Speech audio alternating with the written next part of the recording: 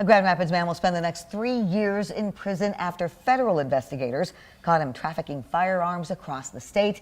The guns were used in many crimes. Now that includes crimes from Kent to Genesee and Isabella counties.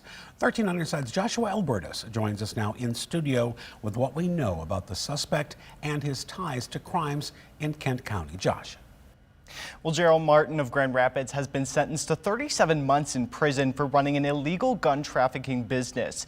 He is charged with trafficking more than 40 firearms, and only 14 of those firearms have been discovered.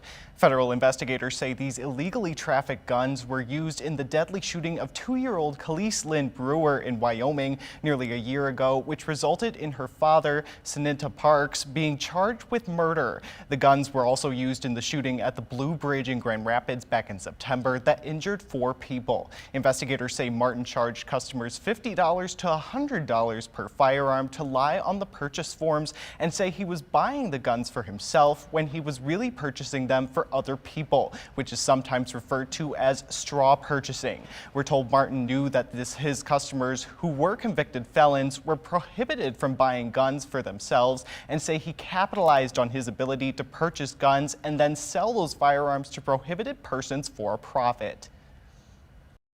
In this particular case, Mr. Martin was what I would describe as a textbook firearms trafficker.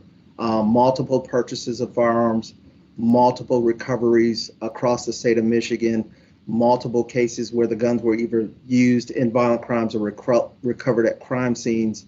And this did not deter him. He took no accountability for his actions, and the fact that he was putting firearms in the hands of individuals who were prohibited from possessing them and then ultimately use them in violent acts against other citizens. Grand Rapids Police Chief Eric Winstrom called this sentencing a huge public safety win for the city.